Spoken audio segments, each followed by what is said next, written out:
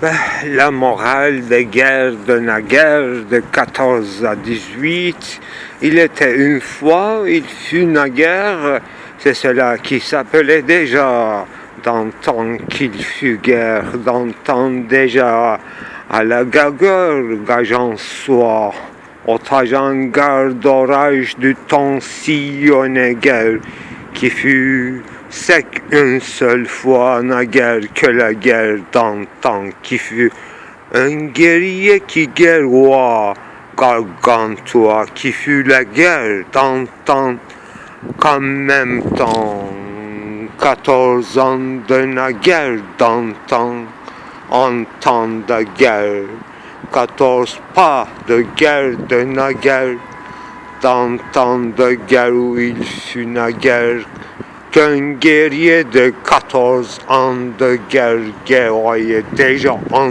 temps de guerre naguère, s'il fut et faut la guerre de 14 ans de guerrois de guerre naguère.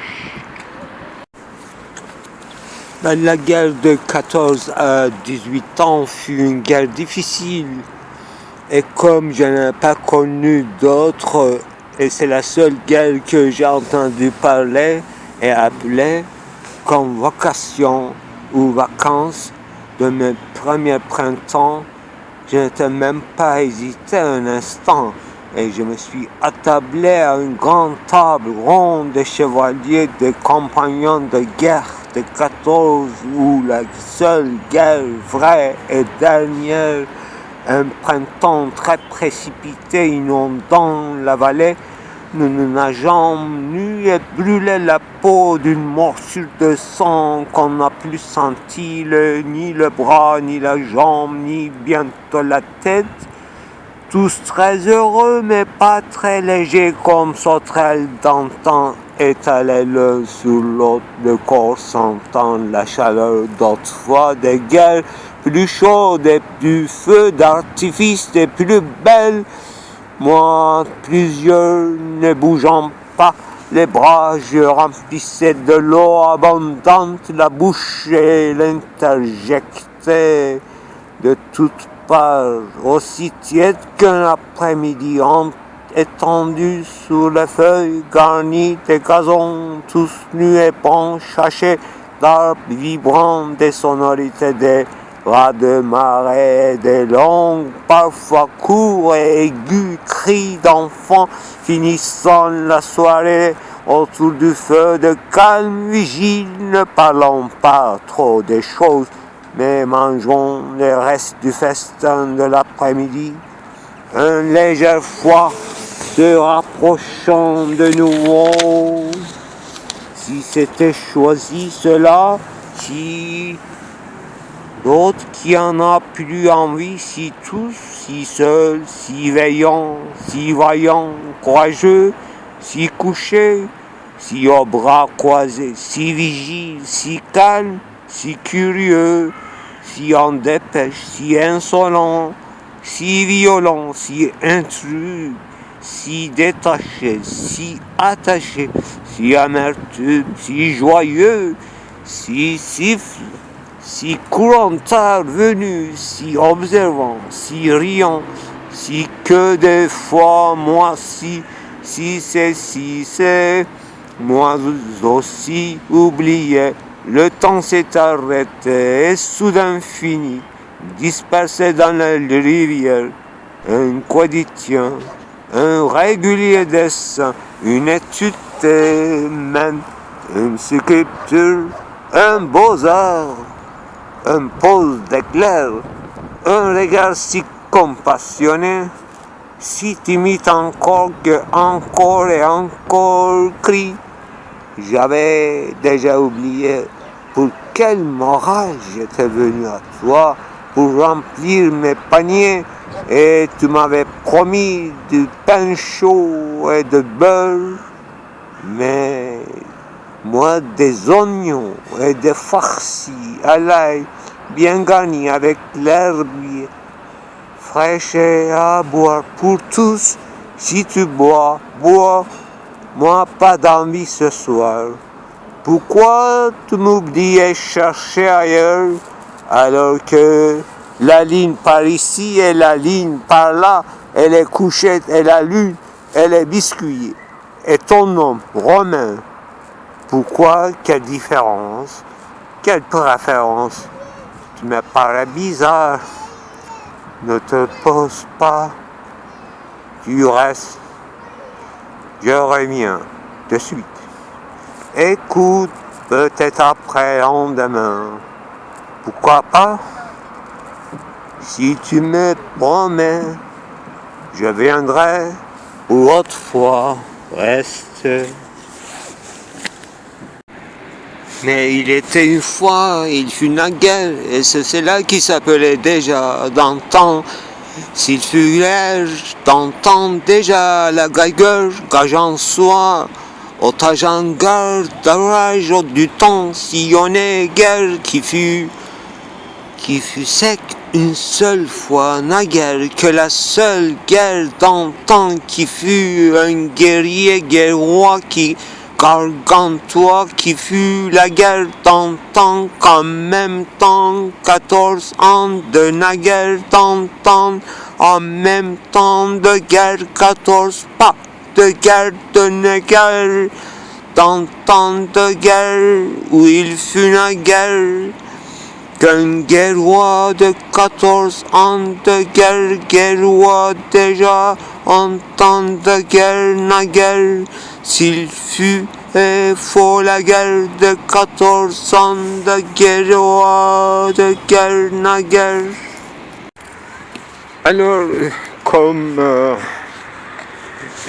confirme plusieurs témoignages dans le roman, dans le film ou dans la biographie, etc., et en ce qui concerne l'expérience de la guerre, des hommes surtout, n'est-ce pas,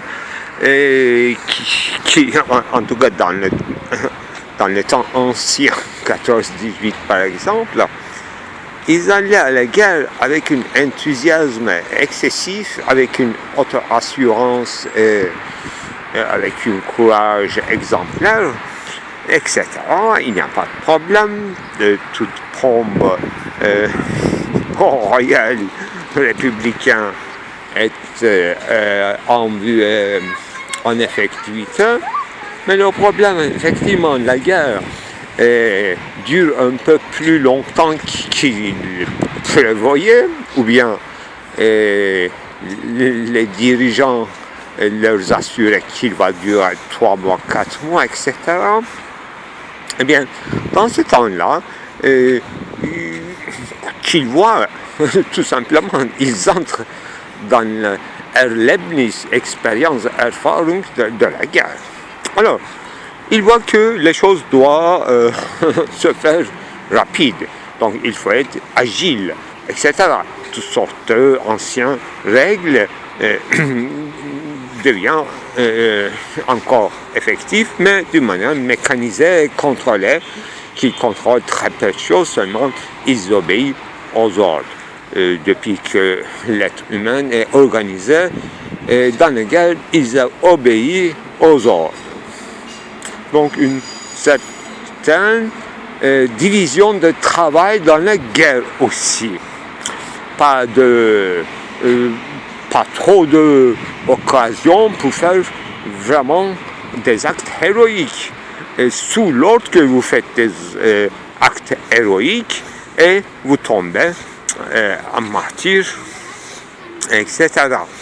Là, effectivement, l'expérience, c'est voir toutes ces choses-là et accumuler, se taire, trouver une certaine rationalisation mécanique, causalité mécanique concernant l'espace et temps, l'endroit, la chose, capacité, perfectionnement, etc. Tous ces genres de trucs d'ingénierie, etc., autant qu'ils en comprennent. Et il n'y a pas de, normalement, place et du temps pour l'amitié dans les guerres. Mais il se produit spontanément des affectivités ou bien des allergies, pourquoi pas, une préférence, voilà, des hommes pour les hommes. Par exemple, eh bien, c'est rien, c'est dans la vie quotidienne civile aussi, ça peut exister, l'amitié, distance, etc., ça existe partout.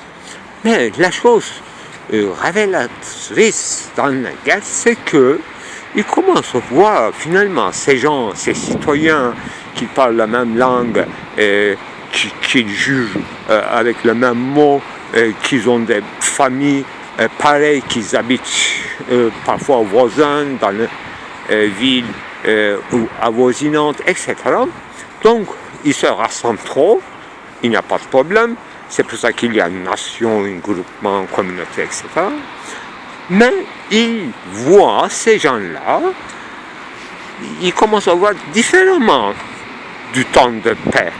Donc, mais du temps de paix aussi, ils remarquaient certaines choses qui ne sont pas trop polies, qu'il ne faut pas faire ou bien qu'il ne faut pas montrer. Mais maintenant, ils le font pas d'exprès ou sans gêne, quoi. Sans avoir une certaine timidité ou de ne pas montrer ou faire en cachette, etc. Bon, c'est pas valable pour tout le monde, mais en majorité, c'est comme ça. Il y a des religieux, des asphyxiés, des traumatisés, etc. Ça, on les met pour l'instant à côté, on parle des hommes normaux, etc. Pas traumatisés, mais ils sont tous ensemble en même temps et avec un degré légèrement différent, ils se traumatisent tous ensemble. Donc, il paraît qu'il y a une expérience olfactive, visuelle, auditive très différente, parce qu'ils voient les choses, ce qui se passe dans la guerre, comme acte, prise de position, agir, réagir, etc., en comparaison avec la vie civile. Les mêmes personnes, les mêmes personnages, pareille situation, et il voit que les prémices déjà de ces actions normalement atroces existaient déjà dans les gestes, dans la parole, même dans le moindre mimique, existait en temps de paix aussi. Alors, ce qui est choquant pour eux, ils voient que la guerre n'est pas une exception extraordinaire, une suspension, une chose à part, mais une continuation des conflits, des négativités, des choses qui leur paraissaient toujours suspectes, mais qu'ils ne comprenaient pas véritablement la cause. Ils voient la cause. Ils voient la cause et toute nue. C'est ça. Ils commencent à voir les hommes au-delà de leur, ou bien en deçà de leur humanité qui existait déjà, qu'ils voyaient, qui leur refoulaient peut-être avec certaines fonctions remplies, identité, nom propre, famille, quartier, statut social, etc. Maintenant, ils sont vraiment toutes nus, et il n'y a rien à cacher parce que tout le monde essaie de se sauver. Peut-être se sauver et sauver son ami. Exceptionnellement, ça aussi, l'amitié devient encore plus forte dans la guerre que dans le temps normal. Mais l'allergie aussi peut devenir encore plus forte et aiguë dans le temps de guerre. Donc, les conflits, les contradictions s'aiguisent. Ils voient l'être humain en tant que caricature, mais non pas copie d'une originale, mais en vrac. Et c'est ça qui les traumatise. Ce que j'ai bien compris, surtout à partir des témoignages d'un philosophe, quand même, qu'il a vécu cette guerre, et il en a parlé explicitement, non pas dans un roman, mais il a thématisé, bien sûr, avant moi, avec les autres mots, bien sûr. Il est un phénomène fantastique, extraordinaire, d'origine tchécoslovaque, je crois, et de Prague, Patočka. Le texte en question, c'est les guerres les guerres du XXe siècle qui se trouvent dans les essais hermétiques, non, hétérodoxes, je crois. Bon, tout le monde peut l'acquérir facilement et lire cette horrible expérience très difficile à supporter, rien à voir avec la violence, sans blessure, douleur, non-assistance, mais voir ce qu'ils croyaient connaître bien. On n'en parle pas de l'anémie, hein, c'est ça. Le problème, c'est là, on ne parle pas de l'anémie. Anémie, c'est sans visage. Alors qu'il y a encore des communications dans les guerres des barricades, qui était le cas dans la guerre de 14 et 18, mais comme analyse bien historiquement en détail Patočka, effectivement, la guerre de barricades n'existera plus.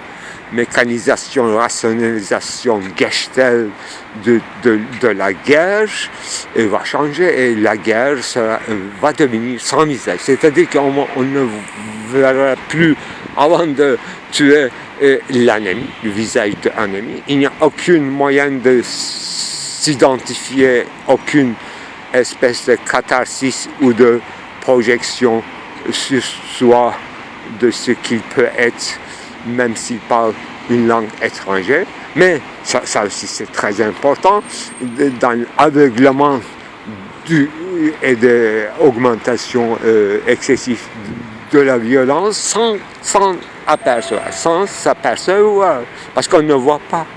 On ne manipule que les boutons, donc on n'a aucune compassion pour son frère.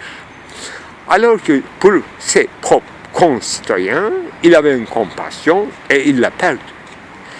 Eh bien, la conséquence de Patočka, c'est énorme. Ces soldats n'ont pas blessé peut-être physiquement, mais blessés spirituellement et bouleversés de fond en comble. Ils ne veulent plus rentrer à leur pays, ni à leur famille, ni voir leurs enfants, ni les voir grandir, ni faire partie de cette patrie, de cette nation, de cette communauté, de cette religion, je ne sais pas religion. Enfin, ils veulent mourir, tout simplement. Ils veulent, c'est au-delà d'une représentation, c'est toute représentation idéologique, identitaire, etc., c'est cool. Ils ne veulent pas bien sûr rester dans la guerre. Ils sont exténués physiquement peut-être, psychiquement encore plus. C'est parce qu'ils sont exténués psychiquement qu'ils sont exténués physiquement aussi, battus. Donc, ils ne veulent plus rentrer, même s'il y a une victoire pour eux. Ils ne voient aucun avantage d'y entrer. Entrer quoi? Non pas à la société, à la situation humaine.